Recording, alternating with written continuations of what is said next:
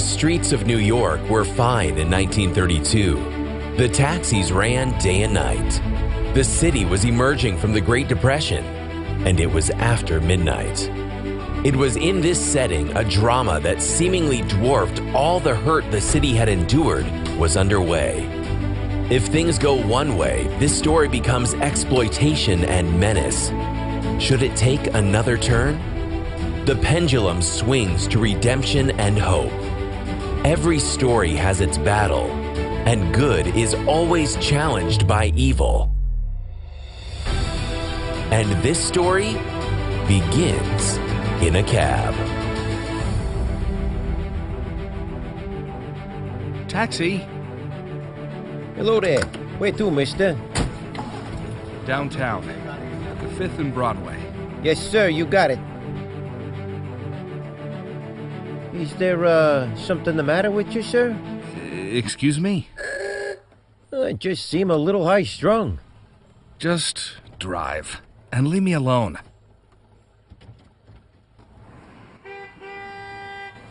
My name's Joe. Look, fella, I'm not in the mood to talk to anyone about anything. I'm paying you to drive. Not paying extra for conversation. Do you think you could manage driving? Oh, sorry. I just like to pay attention to my customers. If you want me to be quiet, well, then I'll just tick a lock. That's what I'll do. Quiet as a church mouse. Not another word. I understand where the... If you understand, then make your mouth stop moving. All right. Don't need to tell me twice. Apparently, I do. Look, just drop me off here. It's close enough. Do yous, need me to wait here? No. Forget you ever saw me. Well, I hope yous have a nice day, sir. Thanks for the generosity, sir. Hope your day is as bright as the sun, sir. Yeesh, some people.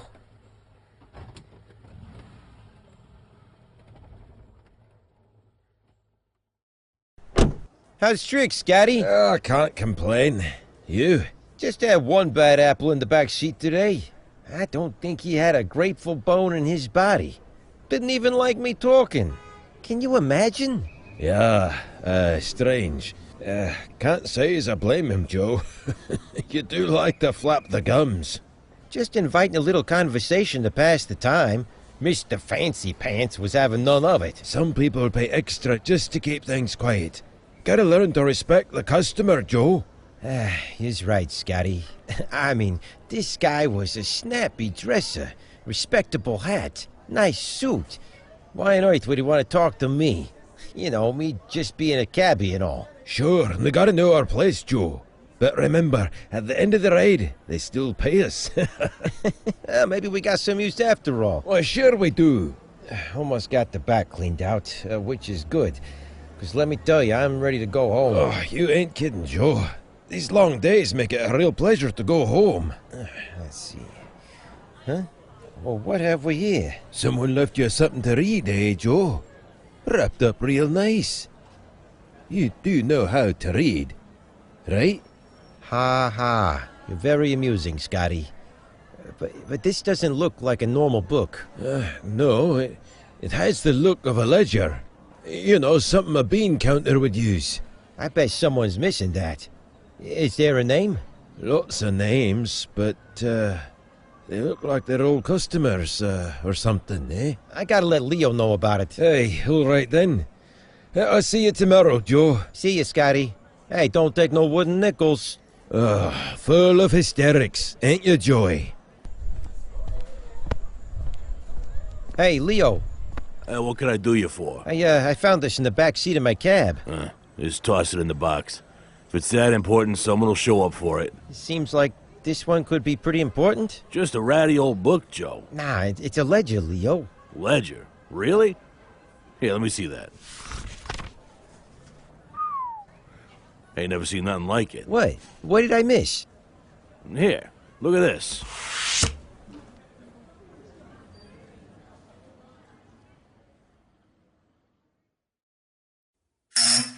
Lucy, You haven't heard from Mr. Steele yet, have you?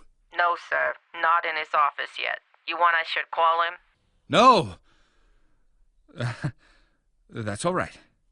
Thanks, Lucy. So temperamental. How could I be so stupid? Maybe I left it in here. You know me, Art. I've always taken care of things. So you won't let me down. Of course not. Wait. I remember. I did have the ledger with me this morning. I was on my way to the meeting. This was my ticket out, wasn't it? This was my greatest hope in one simple transaction. The book for enough cash to take my family away where no one knew us. Where someone else was responsible for the secrets, the surveillance, the knowledge. Now what? What do I do? Where can I go? Mr. Livingston? Mr. Steele should be at your office door.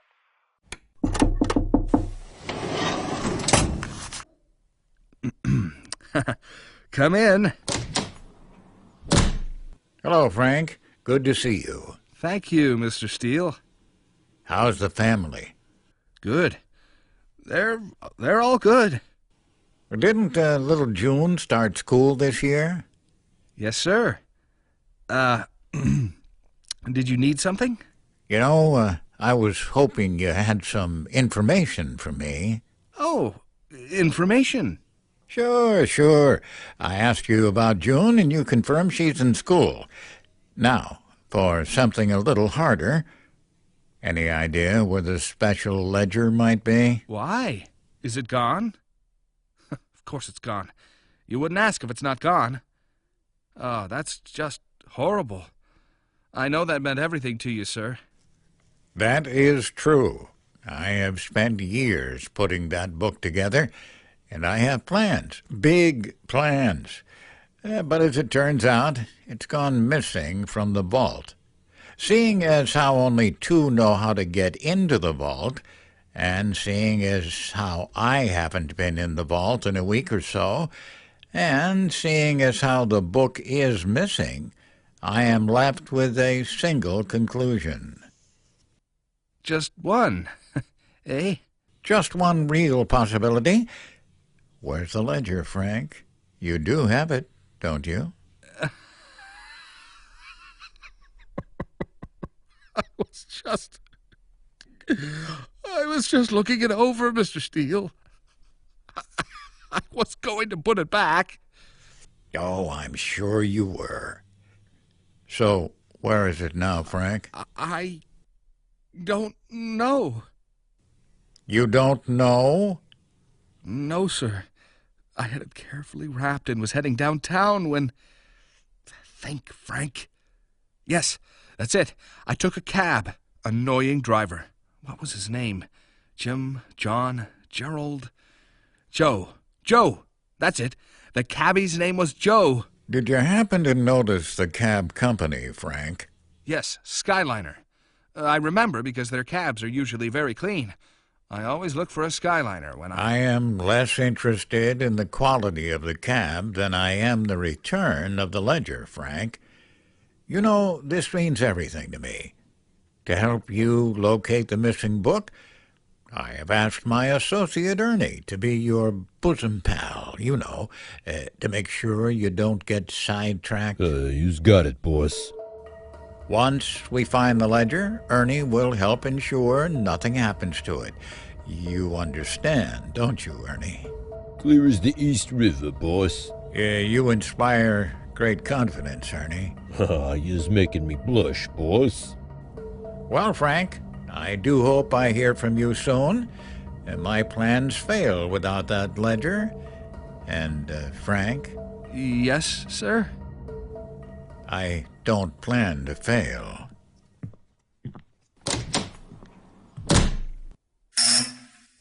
Lucy, Yes, sir. get Skyliner Taxi Company on the phone.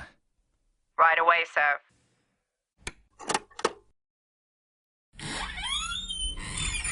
Is that you, Joe? Honey, I'm home. Well. You just sit down, mister. Supper is getting colder by the minute.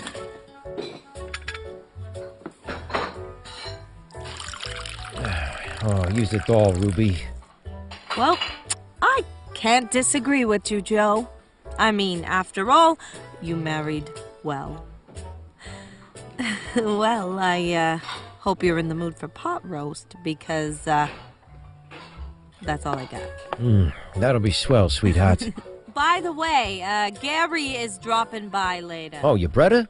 No, your brother. Of course it's my brother. Why? Is something wrong? No.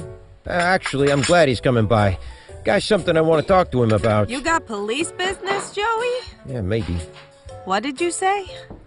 It looks like Gary's here. I'll get the door. Set another plate, Ruby.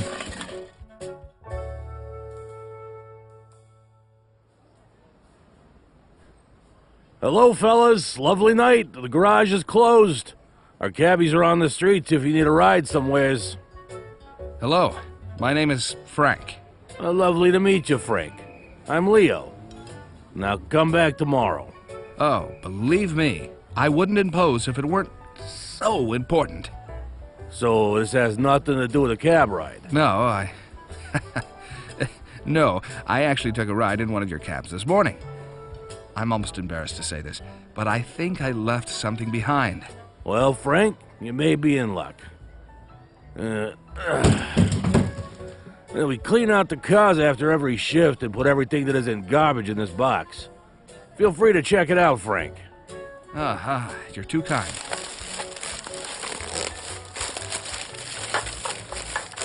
Did you find anything, Frankie? My name is Frank. Not even my mother called me Frankie. Keep looking, Frankie. Look, I already told you. Yous can look a little harder, or we can catch a cab for a late-night visit. But I don't think yous want to wake Mr. Steele after he's gone to bed. Perhaps I should keep looking. See? Even yous bean counters can be trained.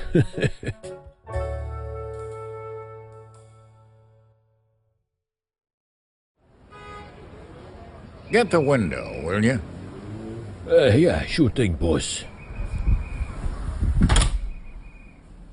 So, am I to expect good news? I wish I could deliver said good news, Mr. Steele. You can't imagine how this disappoints me, Ernie. I don't know. I have a pretty good imagination, sir. You's one I should bring Frank in for some conversation? I'm afraid my emotions might get the better of me. Perhaps we should... before I get hasty, I need to know something. What's that, boss? Did it seem as though Frank had any other ideas as to the location of the ledger? Well, Frank did get the name and address of the cab driver. See? There is some good news, Ernie. Now we're getting somewhere. If you say so, boss. Am I wrong? Or does it seem Ernie can't play nice with Frank?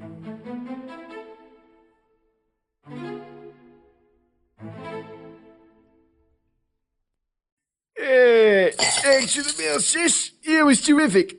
As always. I'm not Mom, mind you, but I get by. Hey, Gary, there's something here I want you to see. What do you got, Joe? It's a ledger, but nothing like I ever seen, you know? Well, this is strange. See, look, where there should be numbers, there's these symbols. Nothing I recognize.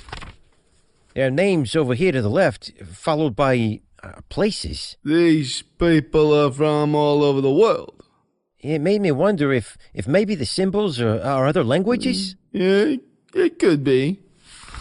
But then I found this. Then again, it could be another language. But it looks like it might be a key to reading the ledger. And these aren't business contacts, Gary. Yeah, I see what you mean. And look at the list of skills.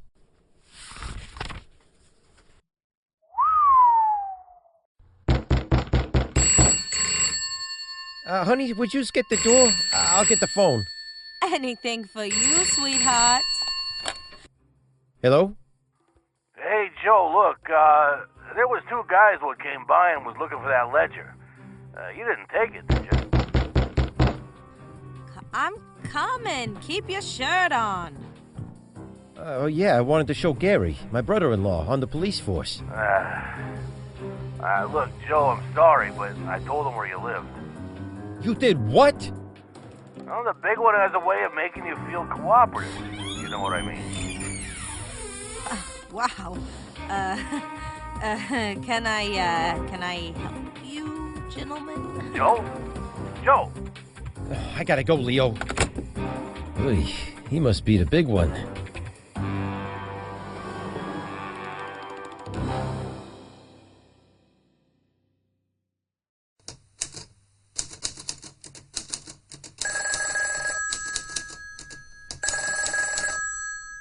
Good morning, Steel Enterprises. How may I help you? Can I speak to Frank Livingston? I'm sorry. He's with Mr. Steele at the moment and can't be disturbed. He missed a meeting yesterday and... Oh, so you're the one he was going to meet with. Excuse me? Oh, you know, a little espionage, a little subterfuge. Well, it didn't work, mister. Look, miss, you people can't keep that information private forever. Mr. Steele can do what he likes.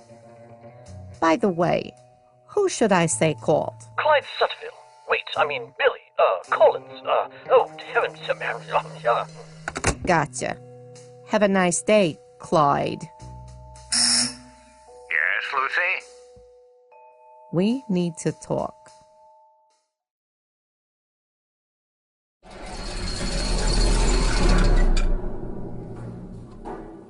Welcome. You know, there's not many who've seen this vault. It's the first time for me, boss. Can't say I'm all that impressed. Well, that's just because you don't know what it is you're looking at. Looks like blocks of salt. That's because it is, Ernie. I got them from the Carey Salt Company in Kansas, shipped by train, I believe. Are you getting into the salt business, boss? No, but they tell me that salt doesn't just preserve food, but also virtually anything else. So I bought the salt to preserve everything in this vault, Ernie. But, I don't see nothing to preserve, boss. So, can you explain what's going on here? Mr. Miller, glad you could make it. A pleasure to meet you. I'm still undecided as to whether it's a pleasure or not. Time will tell, I suppose. Here you are, Mr. Steele. We found him. I had little doubt, Frank. Mr. Miller, I'm sorry for the inconvenience, but I didn't want information about this project to go any further. Until yesterday, Frank, I, and a handful of operatives around the world were the only ones who had any idea of the research being conducted. And, even though Frank was nearly led down a disagreeable path, I've been able to salvage the error. Clyde Sutterville will no longer be a problem. You know about Clyde? I do. Now, what to do with you, Frank? He never got to see the book. But you did tell him about our work. It was a mistake I regret. We'll deal with this little mess later. Ernie, toward the back of the room you will find a second door. Okay, what do I do now? Open it.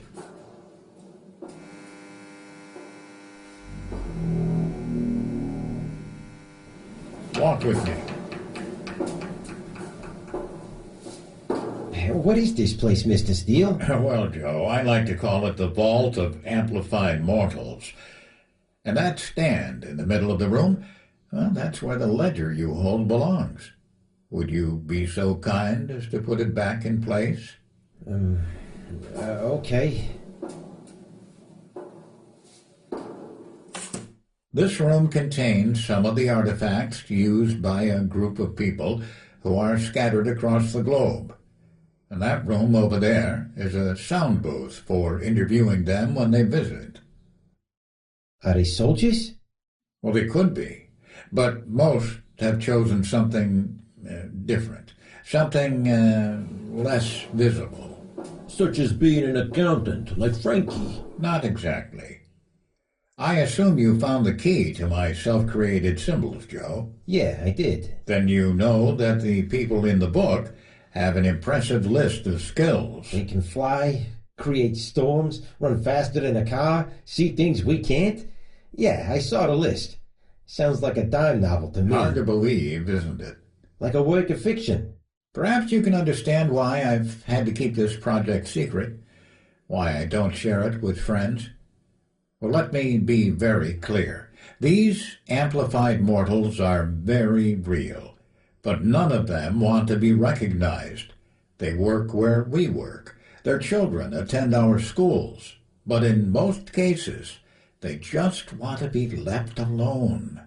Pardon me for finding this a little hard to believe, Mr. Steele, but if they are as powerful as you say, why haven't we heard about them?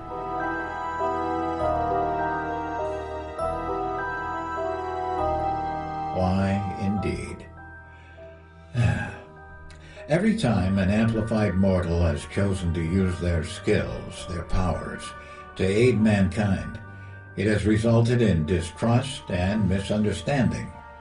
A man is rescued from a falling building, and the people call the rescuer a warlock and chase him from their town. A woman is rescued from a thief, and when she tells her story, she is branded as insane.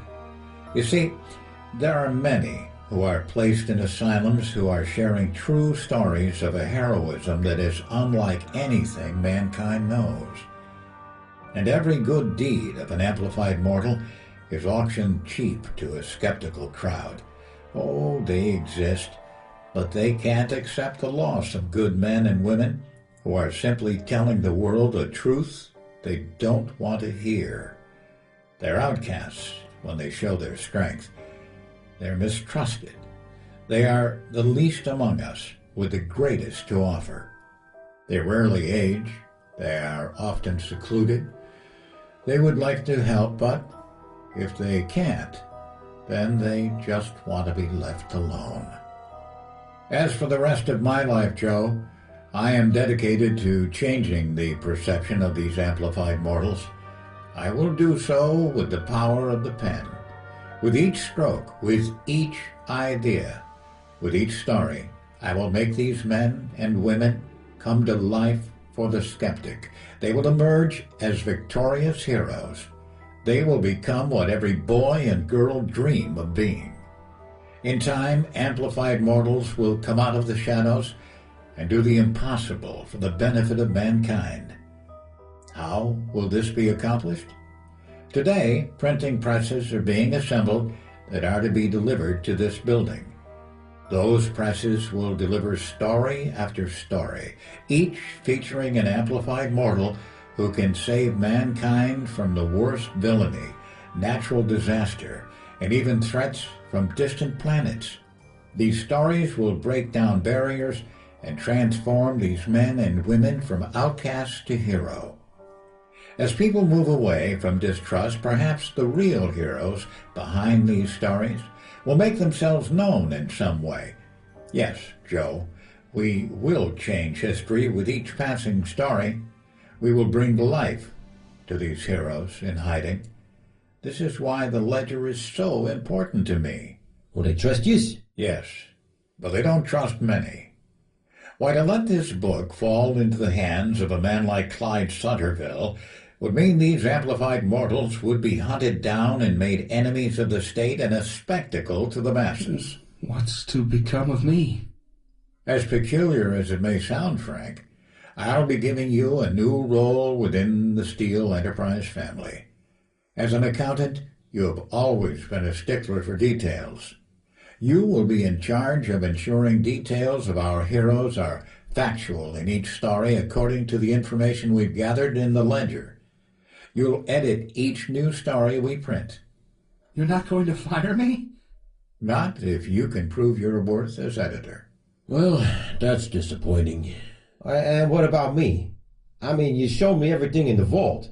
Why would you do that if you wanted to keep this a secret? Because I'd like to hire you to be my new driver. I will need someone with your discretion to bring amplified mortals to Steel Enterprises from time to time. I want them to see the progress we're making while feeling comfortable with the steps we take. What about me, boss? You are under a lifetime contract with my firm, so confidentiality is a must. What does that mean? It means you work here, so yous can't go blabbing to nobody. He made better sense than yous did, boss. But what about Clyde? He knows you have a ledger about amplifiers. And soon he will come to believe it was simply a log filled with characters for our new stories. Sure, he'll wish he'd thought of it, but... So nobody has to die? What? No, not a single person. In fact, Gary will undergo a treatment using a serum that will erase his memory about what you showed him, Joe. Is that dangerous? Not in the least. I use it on Ernie on occasion. Yeah, the boss uses it on me. Oh, not sure that makes me feel better. True to his word, Art Steele spent the next 25 years exposing amplified mortals in the form of what we now know as comic books. Art's strategy worked. In time, cities around the world found comfort and hope in the rise of what would become known as superheroes. Others would follow Art's lead, but their stories seemed devoid of a certain realism. These heroes were the stuff of fantasy, but they all bore the imitated traits Art had actually experienced the moment he met his first amplified. And if it seems the story is at an end, you should know that in a nursing home in New York, someone familiar has been keeping a secret for most of his life. His mind is still sharp. His memory's clear. His time is short. Grandpa Joe, are you awake? Grant, is that you? It is. Could you turn on a light so I can see you? Oh, sure. You're looking good, Brent. I don't know whether I've ever mentioned it, but you've always reminded me of a man I once worked for. Really? Art Steele. Well, how long did you work for him? Up until he died in the early 70s. Well, he must have been a good man. Yeah, he was. Well, is there a reason you're talking about him, Grandpa? I've always felt you were best suited to take over where we left off. What are you talking about? Open the top drawer on my dresser. Okay. Dig around till you reach the bottom of the drawer.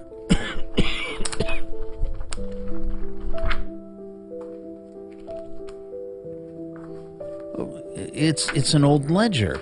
Yeah, from before you were born, Grant. But there's much more to the story. I want you to buy the old Steel Enterprise building. Well, you know I have the money, but why would I want to buy that old thing? Because it's time. Time for what? Time to bring new life to the old stories. I'm sorry, Grandpa, but you're not making sense. I'm making more sense than you think. It's just, I know things you don't. But you will. Look, I'm not as old as you, but I'm near retirement, Grandpa. I don't have an interest in starting something new. Then get some help. You're asking a lot. The ledger needs you. The ledger needs me? I don't understand, Grandpa Joe. Promise me, Grant. Promise. Well, I... Promise. Grandpa? I promise. I promise. Read the letter in the book, Grant. Everything is true.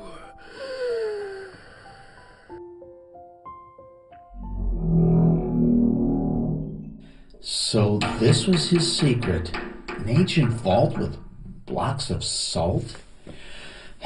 Well, at the very least, I honored his last wish. Oh, what's in here? Ancient microphones? A reel-to-reel machine? Why would they put a recording booth in an old vault? I wonder if any of this stuff even works.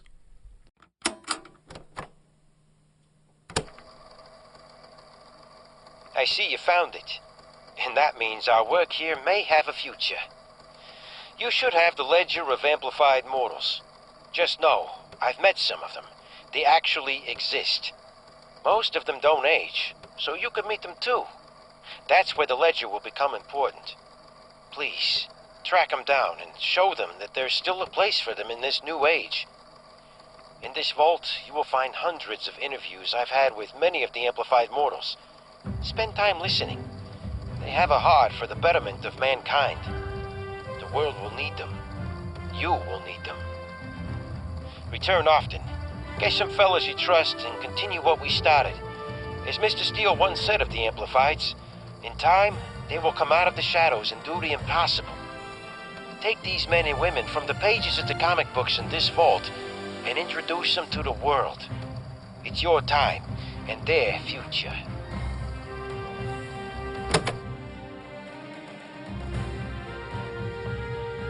Hi, this is story creator and audio drama producer Glenn Haskell. Now, Amplified Mortals was the core of a 3-episode idea from once upon many years ago, just before superhero movies became standard theater fare.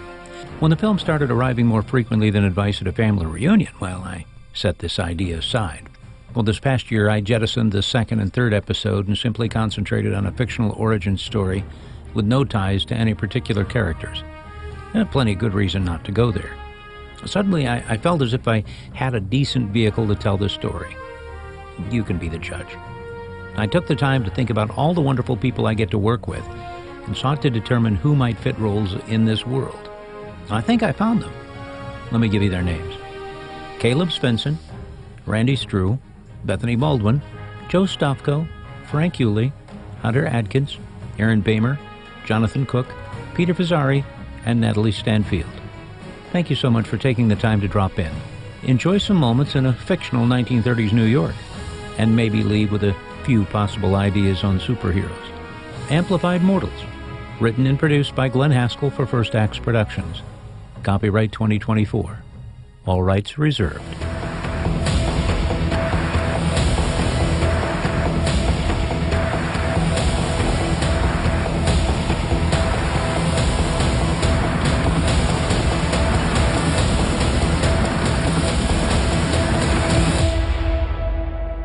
Who will believe me?